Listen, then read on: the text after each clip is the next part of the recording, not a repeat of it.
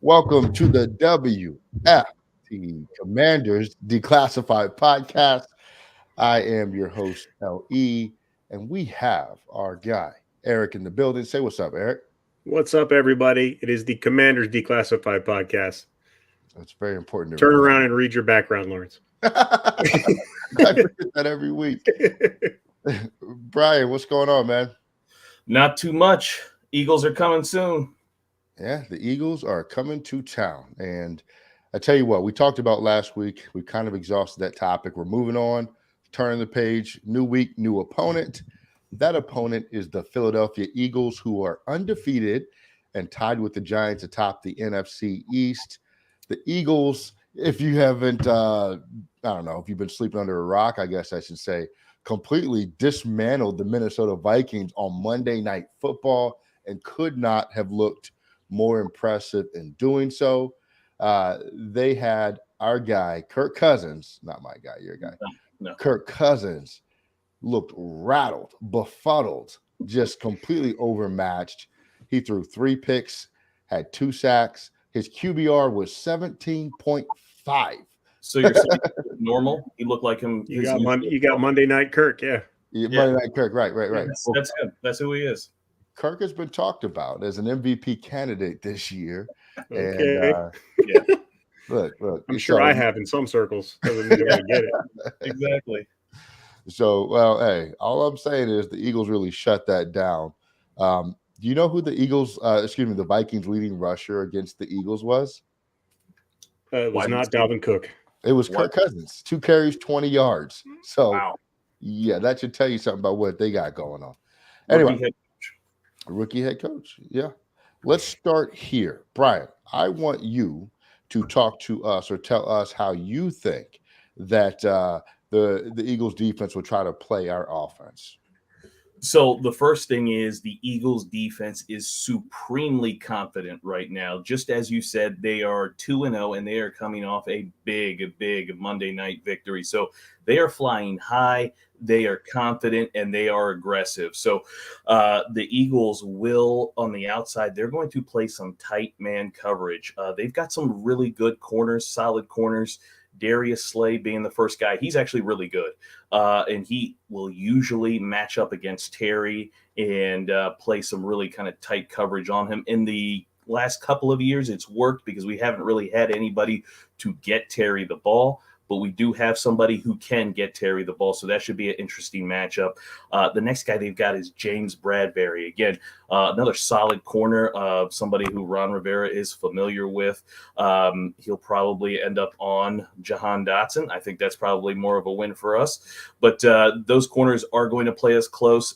Their safeties are solid. C.J. Gardner-Johnson is a really good safety, so we've got to be aware of where he is and where he's lining up on the field. But the front seven, that's where the trouble is, and that's where we've got to be mindful. So they have a lot of pass rushers that they like to move around. So on their defensive line, you've got Brandon Graham. We've seen him for several years now on that Eagles defense. Fletcher Cox is still there. Javon Hargrave at another defensive tackle, and Josh Sweat. They also have the rookie behemoth whale, Jordan Davis, who is like 2 people put together. He is so big. He will rotate in there at defensive tackle. Something I want to mention that, again, this is hats off to the Detroit Lions coaching staff, is they used a lot more 3 and 4 wide receiver sets when they played the Eagles, which meant they had to take Jordan Davis off the field, which he only had about 22 snaps in that game. So he wasn't in the game that much against the Lions. But what that allowed them to do was run out of those formations, and they were able to run and gain some more yards, as opposed to when Jordan Davis was on the field, they only averaged like 2.6 yards a carry because he is very dominant in that run game and stopping the run. So Scott Turner might want to think about that when he's, watching the film and game planning here as well. The other thing, their linebackers, they've got a guy named Hassan Reddick. If anybody has been paying attention to Hassan Reddick, he is a legitimate pass rusher. He had 11 sacks last year, and he had 12 and a half the year before. He's a legitimate pass rusher. On passing downs, they will move him down to the defensive line. They'll take out Hargrave, and then they'll try to maximize their pass rushers. So they will bring lots of different guys at us. They will try to be aggressive that way and blitz us. And it's just something that we're going to have to come up with a good game plan and make sure that we can kind of handle that pressure. So they absolutely are going to play tight on the outside against our receivers, and they're going to try to put pressure on Carson Wentz as much as they can. If they're watching the tape from the Lions game, they saw what the Lions did to us in terms of bringing pressure, how it basically shut us down in that first half. So I think that's what they're going to try to do to us. Yeah, and Jack Joestar, we're going to talk about the defense in a minute, yeah. But he wants to know what are they going to do about our cardboard O-line going against that Eagle front? What do you think? So I think hopefully, Scott Turner will try to call some shorter passes, some quick passes, get the ball out of his hands to kind of negate some of that pass rush, because what we saw in that first half was Carson dropping back and looking for some of these deeper, longer developing routes, some 5-step, 7-step drop passes, and against a heavy rush, it's just not going to work. So hopefully Scott Turner will call some quick passes, utilize that quick passing game, maybe try to run the ball, maybe establish the run, because we didn't do that against the Lions at all, and they ate us up. So hopefully, we can do that against, and that'll help out the offensive line if we can get the ball out quickly as well, too. Yeah, that's a great point. Minnesota has a very, very good receiving core. And that defense from the Eagles held Thielen to 4 catches, 52 yards on 7 targets. Justin Jefferson had 12 targets. He had 6 catches, 48 yards, no touchdowns. Think about that. Justin Jefferson is one of the top receivers in the league. Now, Darius Slay has had issues in the past, but for whatever reason, he's figured it out this season. He's figured it out to where he's playing at an elite level. Their tight end, what's his name? Irv Smith, 5 receptions, 36 yards. Nothing fanatic there. Jalen Reagor, 1 catch, 7 yards. I mean, who cares about Jalen Reagor? But the point that we're making here is their defense is finding a way to be effective. And I think we have to be careful not to take that for granted and not assume that what we do every week is just going to work. If you watched this last week against the Lions, we talked about this a lot on the post-game pod. Everything was set up deep and chuck the ball downfield, right? 7-step drops, take time in the pocket. We are going to have to adjust, to your point, Brian. We need quick reads. We need folks coming out on hot reads available for Carson. If the Eagles are bringing pressure or getting pressure with their normal front, we just have to be dynamic in our approach and not be just so arrogant in what we do to bring out the same old same when we're facing this Eagle team. So I'm completely in agreement with you. Jack, yeah, absolutely. Using Gibson more is going to be absolutely critical. The problem is he wasn't very effective last week when we did use him. So, it's a combination of things. And I was listening to John Keim on my way into D.C. today, and I heard him talking about how the offensive line or the tight ends just weren't holding blocks long enough that really held us back on some potential big plays against the Lions. So obviously that's something that's going to have to be corrected as well. But Gibson in his career, in terms of a pure running back, I think his average is relatively decent, but I think he's averaging like 3 yards a carry this year or something like that. And last year, I think it was like 3.8. I have to look up the stats, but I know the pure rushing average hasn't been that great with Gibson in a lot of cases. So this is where we talk about, hey, in the future, getting Brian Robinson back may help in between the tackles, but you have to at least attempt to establish the run, even if it's not the most effective thing that we're doing out there. So he has to be in use. We need to use McKissick. What I don't understand is why we're not using Williams at all to run in between the tackles a little bit while we're playing. And so try something different instead of just rolling the same old same out there. Agreed. All right, let's go ahead and pay our bills. Eric, you want to do the sponsorship stuff, and then we'll talk about the Eagles' offense and our defense. Yeah, as you may have heard, today's you got me doing it now, Lawrence. Tonight's Commanders Declassified podcast is brought to you by Manscaped, who's the best in below-the-waist grooming. Their products are precision-engineered tools for the family jewels. Manscaped's performance package is the ultimate men's hygiene bundle. Join over 6 million men worldwide who trust Manscaped, and we've got an exclusive offer for you, 20% off and free worldwide shipping with the code CDP11. Now, we've all been there. We may have stopped our grooming habits because we had our something about Mary moment where you had to call the ambulance. We've all been there. It's okay to talk about it. It's okay to relive it. Performance Package 4.0 is going to take care of that for you. You've got your Lawnmower 4.0 trimmer, the Weed Whacker ear, nose, and hair trimmer, Crop Preserver, Ball Deodorant, Crop Reviver toner, Performance Boxer Briefs, and of course a travel bag to hold it all. First of all, Lawnmower 4.0. The future of grooming, dare I say, the greatest ball trimmer ever. I don't have a lot to compare it to, so I'll go ahead and take your word for it. 4th generation trimmer features cutting-edge ceramic blade to reduce grooming accidents thanks to their advanced skin-safe technology. These are not your everyday barbershop clippers is what we're getting at. Lawnmower 4.0 is waterproof and has the 4000K LED spotlight to give you a more precise shave. Because this trimmer is waterproof, you can say goodbye to the mess on the bathroom floor, take it right into the shower, and make a mess there. You thought that was good? Well, we want to take your grooming game to an even higher level. The Performance Package 4.0 also includes the Weed Whacker new ear, nose, and hair trimmer. Guys my age really understand the value of this guy. It's waterproof as well and provides the proprietary skin-safe technology, helps reduce those nicks, snags, and tugs in the delicate nose holes. Man, that hurts. If you've ever done that, pluck a nose hair, you don't sneeze for 3 hours with the trimmer. So, yeah, definitely a good thing to have. The Crop Preserver Ball Deodorant and Crop Reviver Ball Toner change the way you approach your hygiene routine. Trust me when I say this, fellas, your balls will thank you. No more swamp ass. Just use the Ball Deodorant and Crop Reviver. We've even got 2 free gifts to go along with the Performance Package 4.0, the Manscaped Boxers and the Shed Travel Bag. The Boxers, I actually wore them this week for the first time, and they are super comfortable, lots of space in there, and they don't chafe or ride up. Didn't have any problem with it. Played a whole round of golf, and was clean as a whistle at the end of it, fresh as a daisy, whatever the saying is. So it's definitely a good year. Take care of yourself.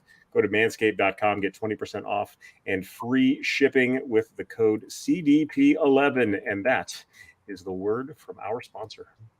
All right. Nice job, ad reader Eric. I appreciate that. All right. Let's get back to this Eagles game here. So we're going to talk about what their offense is going to attempt to do to our defense. And Jack, you are correct. We got to watch William Jackson run around in zone coverage like a chicken with his head cut off again, because they refuse to play him in man coverage. I don't know why that is, but hey, that's what they're doing. All right, so Jalen Hurts, we got to start here because this is really where the Eagles offense starts, okay? The Eagles offense is a highly impressive, highly functional unit. Their quarterback has progressed to the point of now being in Lamar Jackson territory. He is not as, and this is going to be weird to say considering how mobile Jalen Hurts is, he is not the runner in terms of just his fluid athleticism that Lamar Jackson is, but he is a very, very, very functional runner from the pocket on RPOs and just straight keeps, and he will keep the ball a ton if his passing game is not working. The problem, his passing game has been working. And that is a problem for us because it used to be you could isolate Jalen Hurts to one or the other, and typically you could take away the pass because he wasn't very good at it. He, for some reason, and I guess it's due to his own dedication, so give him credit, he has come back this year as an effective passer, and it has changed everything for his game. On the year, he is completing 70% of his passes. His average attempt is 9.1 yards. His average completion is 9.1 yards. And, I think he has a passing touchdown or so. So Jalen Hurts is really effective. He's placing the ball at multiple levels on the field. So it's not just short routes. He is actually doing everything, which I think is going to be extremely dangerous for our defense. Let's talk about their run game. Miles Sanders, over the last couple of years, he's been an effective runner, but they haven't used him a whole lot. That's changing this year. He is being brought more into the forefront of the offense, and he is averaging 6 yards a carry just about this season on 30 attempts. and he has a touchdown as well. He's averaging about 88 yards a game.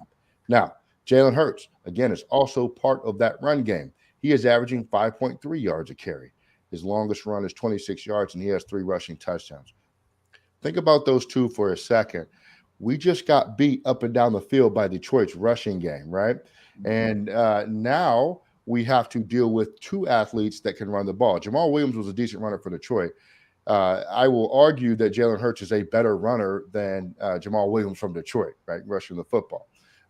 Then you have Miles Sanders. So think about it from this perspective. With as undisciplined as our defense has been, now we have to defend the RPO with 2 guys that can effectively run the football. That does not sound like a recipe for success to me. So what we need is Jack Del Rio to come up with a different game plan. And yes, Jack runs out, or Del Rio runs the same game plan, it seems like, week in and week out, the vanilla defense that doesn't ever seem to be effective. We have got to change that. We lost last week. We are now 1-1. We do not want to be 1-2.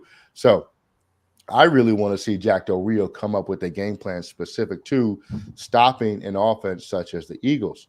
There's another problem. It's their receivers, okay? Now, one good thing with the Eagles offense this year, at least for us, is that they're not really involving the running backs in the passing game that much this year, which has been different in years past. They are led in the receiving corps by A.J. Brown. If you don't know, they traded a ton to get A.J. Brown, and he has been worth every penny and possibly more for them. He has 15 receptions on 21 targets, 224 yards. If you put on a highlight of the Eagles, it's something with A.J. Brown mossing somebody for a catch. He is a straight-up dog on the field. I like what he can do. I don't like the Eagles, but I do like A.J. Brown. I like his game. It's tough. It's physical. This is and we'll touch on the matchups that worry us. This is one of them. I'm going to be real with you. What corner is going to get physical with A.J. Brown that we have right now? I'm not sure. I'm a little concerned about him in particular and what we're going to do to slow him down, especially with what we just had happen with Amon-Ra St. Brown. Dallas Goedert is, I believe, their second leading receiver this year. He has about 142 yards receiving. Dallas Goedert's been a good tight end for them for a while. So the thing that we have to figure out is, what are we going to take away from them so that they're not ultimately effective in all areas of the game? In Detroit, we ended up taking away nothing. Their passing game was working. Their rushing game was working. I know a multitude of that came on a few big plays, but they still occurred. And so we have to decide what it is that we're going to allow the Eagles to do and what we're not going to allow them to do. What we've proven to be as a defense is a defense that cannot fundamentally stop everything that the offense is going to do. I think we need to figure out what it is that we want to focus on and focus on taking that away, and you have to live with the rest of what they're going to do. Jack says, how will Cam Crow help our defense, or just another chicken with no head? No, Cam Crow should absolutely help our defense in the sense that I think he's a very disciplined football player and he knows his assignments. One of the things, Brian, you sent me an article earlier today from, what was his name? Doug Farrar of USA Today. And Doug does an excellent job of breaking down film, writing up kind of analysis, in-depth analysis of either quarterback play, defensive play. It was a really good article that he did about the defense and Jack Del Rio and the communication issues, the coverage busts. And it basically was, hey, if your guys aren't getting it, you've got the same guys. You've got to adjust your system so they can either understand it better or react better. And one of the things that he had pointed out was, he had thought at the time the William Jackson signing was a great signing because you've got a guy who had been at the time when he was in Cincinnati one of the better man coverage corners. And, he had even noted that he can get lost in zone, but he was really good at man. And what do we do here? we did the opposite. We stuck him in a bunch of soft zone coverages, and he rarely plays man. So what do we see here? We see him getting lost, which is what he wrote about. So he wrote about kind of all the things that, that we're not doing and how we're not necessarily teaching the techniques to better help some of these secondary players. And it was just a good article. One of the things you pointed out was miscommunication. Yeah. And I can't tell you how far back miscommunication has been a significant problem in Washington on defense. I don't know how we fix that, but that needs to be fixed. I'm tired of reading about that being a problem. And it sounds like a bunch of the issues that we are having is not necessarily a talent problem, it's just a communication problem and a technique problem, which both should be able to be corrected. We just never seem to. So just to kind of wrap this all up in terms of how I think that they're going to attack us, I think that they're going to do a lot of RPO because we've been susceptible to that. I think that they're going to really try to establish the run early and often because we haven't been disciplined in our rush defense in any form. And then I think what they're going to do is the bunch formation concept, which we still cannot figure out how to defend going back a couple of years. We're going to see some of that because they've seen it on tape. We can't defend it. We can't stop it. We can't do anything about it. We're going to see that at least a couple of times. And then they're going to get us to overcommit, or at least attempt to get us to overcommit on defense to try to stop the run. And that's when I think that they're going to open up the passing game. Everybody's saying that Hurts is going to have a big game. Life is for the living 20 says it hurts so good. Yeah, I'm going to be honest with you. I think Hurts is going to have a huge game, but you can live with that. I think you can live with that if everybody else doesn't get theirs. It's kind of like the Jordan rules, right? Not to say that Jordan or Jalen Hurts is Jordan, but I think you can live with one player having the game of his life so long as you hold everybody else back to reasonable levels. I think that's what we're going to try to have to do. Yeah, and I agree, Jack. We do need Jamin as a pass rusher. I think that's what we've seen him do well lately. I think we have to set him free. He is faster, I believe, than Jalen Hurts in terms of straight up 40 times. It's somewhere in the same range. So why not use him as a weapon to make Jalen Hurts uncomfortable?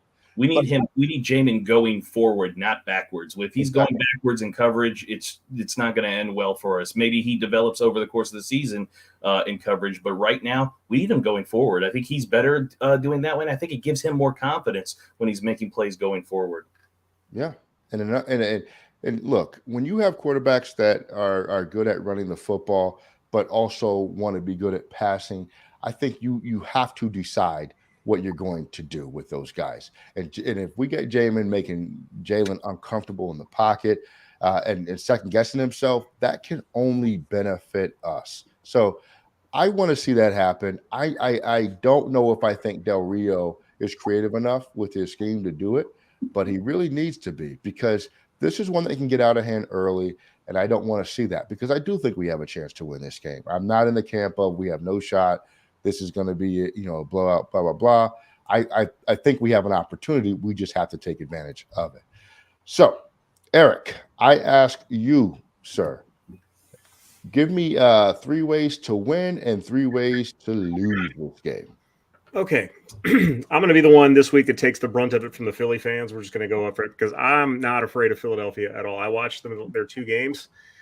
They are very good at what they do, but if you take away what they do, I don't think they're very good. So I'll go ahead and start off with 3 ways to lose. 3 ways to lose. We continue to give up big plays. If we keep getting torched out of bunch formations and our guys are lost, we're going to get destroyed. We have to figure out communication on defense. If that's simplifying things, I don't know, make it better. If you can stop giving up if you give up big plays, you're going to lose.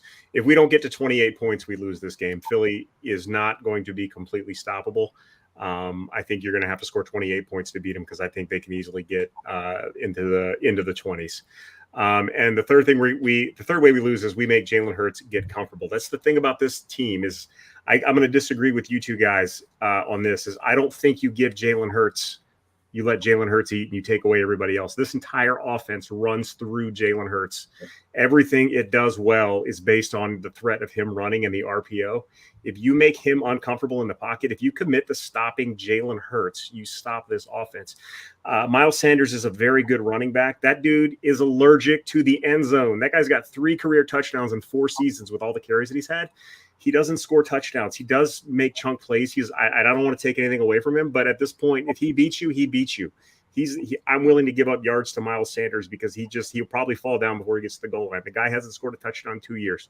Okay. So I don't worry about that. I actually think Kenneth Gainwell is a little bit better of a running back, but they don't really use him a lot. So I don't know. So going into the way that we win, first thing we do, they tend to get a lot of dumb careless penalties on first down. They get themselves in a second 15, 3rd and 10 a lot because of stuff like false starts and illegal formations. Happened a ton of times against Minnesota.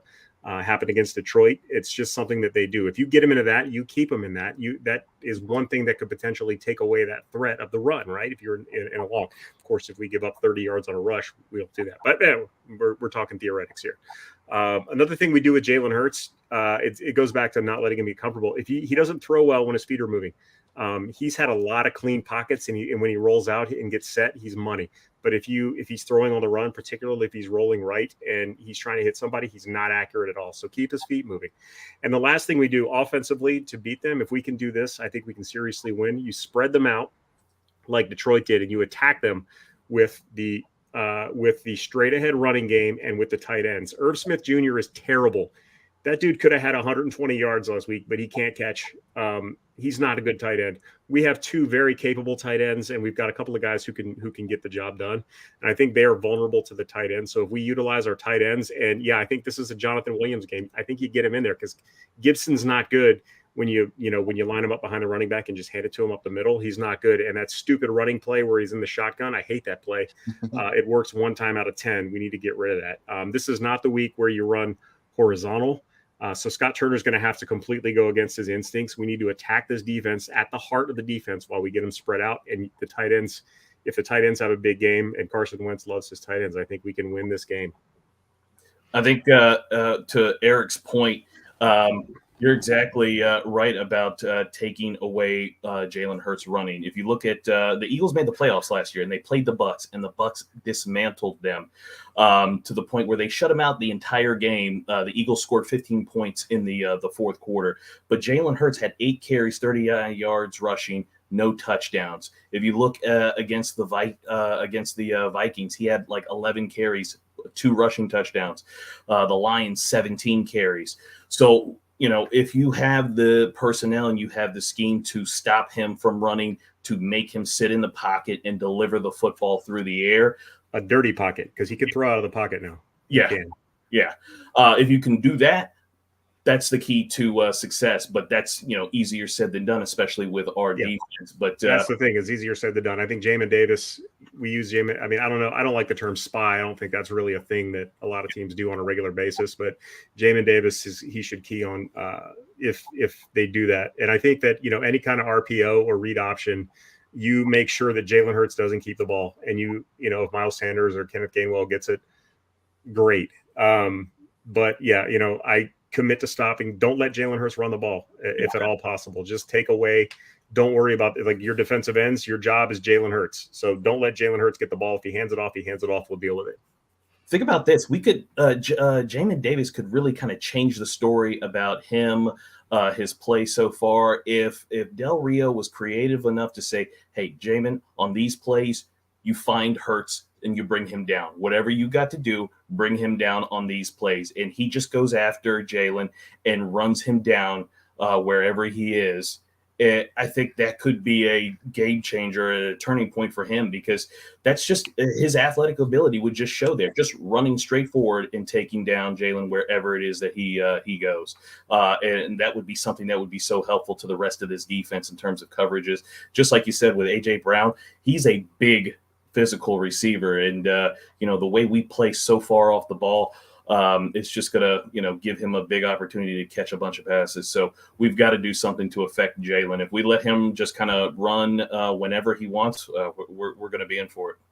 And Devontae Smith is also an excellent receiver. I make fun of his skinny legs, but he's really good. And he had a lot of production last weekend too. He had, I think, more catches than AJ did last week. So, there are 2 guys to take away, plus the threat of Goddard in the middle. But I think if you can make Jalen Hurts uncomfortable and take away his running ability, they are vulnerable on offense. You can shut them down. Easier said than done, though. Yeah, and look, I have been within 3 inches of Jalen Hurts last year when I went to the Eagles game. Before the restraining order kicked in. Yeah, before that restraining order. Yeah. When I was on the field, and the Eagles are coming out of the tunnel, and Jalen Hurts went by me. That dude is tiny. He is a tiny human being. I mean, he's not short, but you remember kind of how RG3 was like real frail, like in person? Like Jalen Hurts is like that. I think if we start putting some hits on him, this is to me, this is a game where Derek Forrest could impact the game. If Derek Forrest catches Jalen Hurts out in the open field and lays the lumber on him, I think Jalen Hurts is going to think twice about running the football. You know what I mean? So you guys are saying Jamin Davis. I'm thinking Derek Forrest because just the hits that we've seen Forrest put on people this year. You put that on Hurts out in the open field, game over. You know what I'm saying? And with Cam Curl possibly coming back, you can move Derek Forrest closer to the line too. So that could be very good. Absolutely. And Jack, start Logan Thomas this week in fantasy. I still think that Thomas is going to be a big Jack's deal. Listening. He's paying attention to what I'm saying. I have him on my fantasy team too, by the way. But I mean, honestly, thinking about what our offense is going to do, think about this. That pass rush that the Eagles get, to Brian's point, we are going to have some semblance of a quick passing game. Logan Thomas is right there for that. I think he's going to be a big player this week. How long do we think Del Rio will last in Washington? Let's talk after this game. I got to be honest, though. You guys are talking about the off coverage, and I get that, but I'm wondering if there's a little bit of a conflict in how they want to play because Del Rio has always, to my memory, and I could be wrong on this, he's always played press in his other roles, and I'm wondering because Ron is a big cover 3 guy. So I'm wondering if there's just like a clash in philosophies there that's causing it, where like Ron really doesn't want to change his coverage scheme on defense, and he's maybe got final say. Because I just remember because Del Rio always had guys like Aqib Talib, like this big long corners, like what William Jackson is, who get up right up in your face. And I just wonder, maybe they played a lot of zone in Denver. I don't think they did though. I thought they were really big press corners because Talib was really big on that, and I can't remember the guy they had in Jacksonville. It's the same thing with the Raiders. Because like I think Nnamdi Asomugha left right after Del Rio got there. I don't remember, but he was a big zone guy too. But I just feel like maybe there's just a conflict. Not defending Del Rio because the defense was not on the individual position groups were not on the same page with each other last week, and it was a disaster. So I don't want to defend Del Rio too much, but I wonder if he's not doing what he's used to doing here. Well, the only thing I'll say to that is Del Rio's making the defensive calls. So even if, Ron is telling him, hey, our overall scheme is, this zone, this soft zone or whatever it is that he wants to do. I mean, Del Rio could just go, okay, the next play is, whatever the call is, but it could be press. But we don't even see that. And, I know one of the things that Rivera had said is that, right, he wants to be zone, a third of the time, man a third of the time, then a mixture of the other, so he has the ability to mix it up and to call some other plays in there, but we don't even see that. So, that if that's the case, that's an odd thing that we're not even getting like 1 or 2 plays where it is man. But if that's the case and it's Ron, then Ron needs to adjust and to adapt if he's the one kind of holding everything back and being rigid about sticking to kind of the same coverage every time. So either one of them, but both of them need Somebody's wrong. They're arguing with each other. Somebody's got to. I don't know. Yeah. I don't know if Del Rio makes it through the season. To answer the question, I don't know that he makes it through the season. They have a really late bye week this year, but if things continue to go south, I can see him being replaced. I just don't know with who. I don't even know if just for some of the things, comments that he makes, it always seems like he's trying to needle Rivera. Like he's always speaking up out of turn, whether it's to call Jamin Davis out. That's not even your place. Let the head coach call somebody out. If the head coach wants to call somebody out, it is what it is. He's the head coach. You're the defensive coordinator. Keep your mouth shut and say, hey, we got to try harder next time. That's all he needs to do. And he's always saying something. It's like that one kid you tell, don't do it, don't test me, and he does. And that's. I mean, he was asked a direct question. How do you think Jamin Davis played? He just gave an answer. I'm fine with it. I don't care what he said. It actually worked. I went back and rewatched. Davis wasn't bad last weekend. He wasn't. They had him in coverage less, which was a big help, but he wasn't nearly as bad as people thought he was. He can do the old Rasheed Wallace where he just goes, it was a good game. Both teams played hard, and he got fined. I'm just here so I don't get fined. Yeah, you do the old Rasheed Wallace. That's just not his personality. I don't know. I don't know how happy Ron is with him. I don't know what's going on there, but I don't know that he makes it through the year if things continue to go like this. But you put together a solid game plan against Philly and you execute it. Things can change. That's right. Yeah. All right. So if you are watching live or if you're watching it later, if you're watching live, put in the comments right now the one player that you think is going to impact this game the most.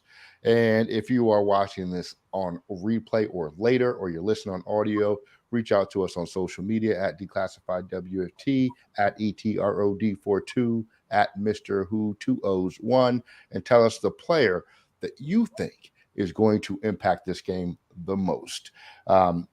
Jack Joestar says Holcomb is a backup at best. Ooh. I think he is I will say he is probably a top. I wouldn't say backup, but I don't think he's a very good linebacker personally. I think he's good enough to start on He's an some average teams. starter. Yeah, average. We'll starter. say that I'll say this about Holcomb. I don't hate Holcomb, but if he's your best linebacker, you need to get better at linebacker. That I agree with wholeheartedly. He shouldn't be the best linebacker on your team, but unfortunately, right now he is. Yeah. Until Bostic takes over. And it's don't do that to me. It's coming Sunday. Just wait. Don't do that. Ellie's To me. boy. Yeah, Bostic and Mayo out there controlling the middle of the field. I can't wait. Wait, we call that the molasses D. given the linebacker status right now, would you guys have what was it like right before the season? Roquan Smith of the Bears. Would you have traded for him, knowing this was what our linebackers are going to look like? I would have traded for him, not knowing what this linebacker. It's Roquan Smith, man. I would take him in a heartbeat. Come on now. Agreed. Yeah, for sure. All right, Eric, give me some player matchups that concern you. I don't know. I don't like concern this week. I mean, AJ Brown gets open, but I guess Jalen Hurts against our defense is the main one, because, like I said, if you stop Jalen Hurts, you stop their offense. I promise you that. If he's not able to do his thing comfortably, then you can stop the offense. Yeah, I guess. And then their defensive line against our offensive line. Our offensive line looked rough last week, so that's also concerning. So I don't think there's any individual matchups, but personnel groups. Our offensive line. We need to help our offensive line as much as possible this week, because they do have a really strong pass rush, and they're good and a good run defense. Yeah, Brian. Look, when we get to predictions, Eric's going to have a losing by 50, even though he's been super positive this whole time. But Brian, what are the matchups that worry you?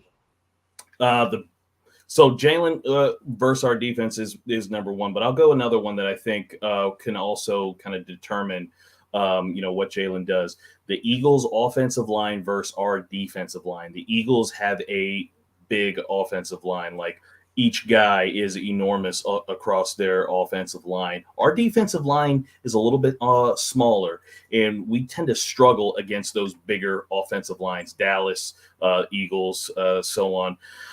So this is going to be, the matchup here. If the Eagles' offensive line, if they fire off the ball and they're blocking our guys 5 yards, 10 yards downfield in the run game, it's going to be a long, long day for us. But if we're able to kind of hold our ground and make some plays against Jalen and against some of their running backs that they're going to put out there, then we've got a shot. We absolutely have a shot. But I think that's a big matchup will be their offensive line versus our defensive line. Who wins? Yeah, no, I agree with that. I got the 4 primary receiving options that the Eagles roll out there versus every one of our DBs. It all concerns me based on what we've seen recently. Dallas Goedert, Quez Watkins, AJ Brown, Smith, all of them can play. And our cornerbacks have not proven to be able to consistently hold down any receiving core whatsoever. And so each one of those players have the opportunity to have a significant game against us, potentially more than one of them to go off against us. And look, last week we got in such a big hole that we had to dig out of it, and our defense couldn't sustain when we got close last weekend. I don't know that if we get in big holes every week, we're going to be able to find a way to come back. So I hope that we initiate this game. First of all, I hope we receive the ball first, and then we just dictate the pace on offense to start with, rather than deferring to the second half. That way, at least we can be in control of starting a hole or not, and then play it from there. So, Eric, I ask you, what do you see as the outcome, and give me your score prediction for this game? 49-0 Eagles. No, just kidding. No, I picked this. Or I'm not going to back down. I said this was a win. I've been saying that since the schedule came out. So I'm not going to back out. I'm not going to jump out on my prediction. I will say that Washington wins. I don't think I'm super confident, but I'll go 28-27 Washington because I've already called it, and I'm going to stick with my original prediction. So 28-27 Washington. 28-27. Okay. Yep. Okay. Brian, what do you got? Yeah. When we did the schedule pod and we were going over wins and losses, I had this as a win. I had us 3-0 at this point. But yeah, Detroit scared me. But I'm still going to go with this one as a win because that's what I called. Carson will be amped up for this game. He will have a chip on his shoulder. He does want to prove something. 29-24. Good guys. Wow. I'll be honest, you guys are predicting more points than I thought you would based on how the Eagles defense has played thus far. Yes, I know the Lions put up a pretty decent number on them, but the Lions offense is pretty effective. We've seen that. Yeah. And if you're with us live, go ahead and drop your score predictions in the chat. We'll read some of them off if we get some. And then if you're watching on YouTube or wherever, drop them in the comments on YouTube, and we'll look at those as well. What I think that this game is going to be a little bit lower scoring game. And I'm a little bit divided right now because of how we played against Detroit. But I think Detroit's better than we're giving them credit for. We saw Jacksonville go into Indy and straight whoop them up. Oh, So I think that I'm not as down about the losses as I was maybe earlier in the week, because I think we just seen that those might be just quality teams. So I'm going to look. The Eagles aren't going to go 17-0. And I'm going to say that this is a loss this week. I know this seems like a homer pick, and it probably is, but I'm going to say that we are able to overcome the Eagles. But I think it's going to be if we're going to beat them, we're going to contain them a little bit. I don't think this will be a shootout. I think their defense is pretty good, and I don't think that this is going to be a 28 to 30 point game that we put up against our recent opponents. I'm going to go 21-19 Washington over the Eagles. And we're going to get to that point because of turnovers, which we really haven't created this year. So, and honestly, I don't know that we can beat them without causing turnovers. You know what I mean? Because they're just such an efficient offense that we need to force them into mistakes to really have the opportunity to beat them, especially with the way the defense is playing. We talked about the defense earlier, and this is going to sort of bleed into my point. If you're not going to be a good defense, I just want us to go balls to the wall, for lack of a better term. Manscaped balls to the wall, but balls to the wall nonetheless, to where, look, blitz our guys. Bring the pressure. Bring the pressure. You're going to miss some. So what? Sort of like the Detroit Lions mentality, right? I don't care if they blow a couple assignments or guys shake loose. They're bringing the house.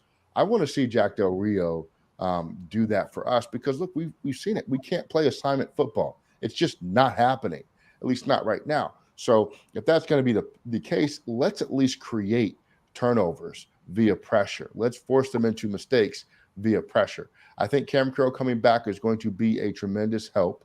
But I also want to keep perspective that, we're talking about a safety in today's NFL, which is important, but it's not the number one thing on defense that really controls the pace and flow of the game and dictates outcomes. So I do look forward to him coming back, but let's see what happens. But I got 21-19, so I think we're going to do it.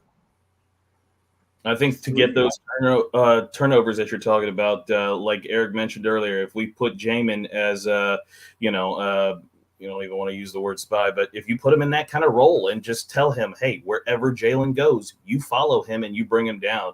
I think if we do something different, something out of the box, something maybe that they haven't seen just yet, I think that something like that could be what we need to kind of spark us and give us that little bit of edge to win. Yeah. Look at this. Life is for the living 20. Okay. He's laughing at us. He says it's hilarious hearing Washington fans when their quarterback is turnover prone wins. Mr. 27 touchdowns, 7 interceptions himself last year. The Eagles have a better quarterback, O-line, wide receiver core, tight end, linebacker core. Stop it, D-line. I mean, look, I'm not going to agree with the wide receivers. You have good wide receivers, but I'll take R3 over your top 3 any day of the We'll week. We'll catch you on Monday. Life is for the living 20. And, you know, or Sunday, whenever the game's over, we'll be back here. You can come on here and clown us if we're wrong. But just make sure and show up if they win. Bring your girl. You know what they say, keep that same energy, right? Yeah, keep that same energy. Yeah. All right, Eric, any final thoughts on this matchup coming up? It's going to be a much better game than I think a lot of people think. You know, and I know this is the kind of game that this team can win, just because literally you're not going to see a single pundit pick Washington this week. And that usually bodes well for us. Nobody's thinking about it. Unfortunately, it's probably going to feel like a home game for Philly and FedEx, because there's going to be, 30,000 fans there screaming Eagles fans. But just going to have to overcome it and get the W. It's a winnable game, even though it's not a sure thing for sure, and a lot can go south. But it is a game that this team can win. I like it, Brian. Final thoughts. Final thoughts. I think this team, I think they got humbled a little bit last week at Detroit. I think they were embarrassed a little bit. And when something like that happens to you, it will either send you in the hole or it will motivate you to do better and be better. And I think Ron will get these guys motivated to learn from that, to be better from that. And you'll see a much, much cleaner game from this team and the defense in particular this Sunday. So I think it'll be much better than what we saw last Sunday. Absolutely. Shout out to our guy, Corey Lott. Corey. Good to have you here. Look, Life for the Living 20 is just having a field day. He thinks that this is going to be an Eagles game all the way. But who he sounds like? He sounds like you two last week. Tell him to go back and watch our last week's podcast and see what he sounds like. Yeah, That's absolutely. I'm going to jump into some of these some viewer comments. I'm going to say my final thoughts on this, and then I'll get to the comments, is that I think we're going to go as the turnovers go, and we're going to go as our offensive running game goes. If neither of those show up, I think it's going to be a bad day. If both of them show up, I think we can really take this. Let's see. Gus Bust 9000 says John Allen needs to step up and show why he's got the big contract and the captaincy. Brian, do you agree? John Allen is usually a consistent performer, and he usually shows up. We didn't hear his name much last week because he was fighting through a groin injury, but you didn't hear him complain or blame anybody else. He played the whole game, and he said afterwards, "Got to play better." But John Allen always shows up, and from everything that we've been reading so far, he feels better. Hopefully, he is better, and we'll see what he's got on Sunday. Absolutely. Eric, Corey says defensive backs have to show up. My question for you, sir, is can they show up? Sure they can, but they need help from the pass rush in order to show up. William Jackson doesn't give me warm and fuzzies. Kendall Fuller is what he is. He's a good corner, but not good, not great. He's not going to be a dominant shutdown corner, but he is a solid corner on his side. St. Juice, jury's still out. I would like to see them kind of switch it up and maybe get up in these guys' face a little bit this week and disrupt them at the line of scrimmage. But we'll see. I would like to see them show up too. Is Jack Joe start? Ellie, is that your burner account? No, but he says the Commanders might have to sign Ellie if Holcomb doesn't show up. Jack, listen, my playing days are over, man. I'm 5'11". I'm not playing linebacker to save my life.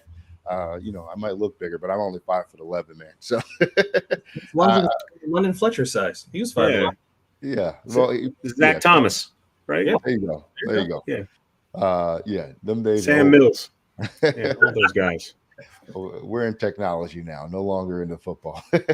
Let's see. Gus Bust 9000. If the Eagles rout the Commanders, doesn't it make sense to give Harris DC and a good chance to win against the Dallas, toothless Chicago offense and one-dimensional Titans? Well, Chris Harris's defensive backs are getting torched all over the place, so you tell me, bud. I don't know. Maybe defensive coordinator is a better job. He's been a defensive coordinator before, hasn't he? Or has he always been a DB coach? He's just been a DB coach. Yeah, I don't know. I mean, I don't think it's, if we get torched badly by the Eagles, I think Del Rio's seat gets pretty hot. Chris Harris, maybe. I don't know. They don't have anybody else really with DC experience outside of Jack Del Rio. I think Ron would take it over. Yeah, Ron might take over the play calling on defense. Yeah. Like I said, the defensive back play this year hasn't really inspired a lot of confidence in Chris Harris for me, though. Yeah. But if you're going to move on from Jack, you got to have somebody. So, but that's honestly why I think Jack is here all year, no matter what happens. And they'll address it in the offseason. Or maybe they won't because you know that famous Rivera loyalty. So, all right. At any rate, folks, that is our show. Make sure you are subscribed. For all the folks listening to us on audio, you know we always appreciate you. Leave a comment on your platform. Subscribe. Tell your friends to tell a friend. Thank you for everybody interacting with us on our live stream and leaving comments and all that stuff. And listen, Mr. Life is for the Living 20. Be here Sunday afternoon, okay? Because we want to talk to you when we run you guys out of FedEx Field, all right? And I hope you enjoy the game, by the way. But yeah, make sure you show up, all right? Oh, I got. For everybody listening, go check out the website. We've got some interviews up there. We just did an interview with NFL agent, our very own Christian Holmes, cornerback. We interviewed his agent, Lonnie Nichols. It's not on the audio. It's on the website. It's on YouTube. So make sure you go check that out. We've got other interviews that are on there as well, too. You can take a look at some of those, but we just did that one. So make sure you stop by the website and check that one out. And that website is WFTdeclassified.com. And finally, make sure you save 20%. 20% on Manscaped, what he was trying to say. CDP11, manscaped.com. Check it out. We'll catch you guys next week.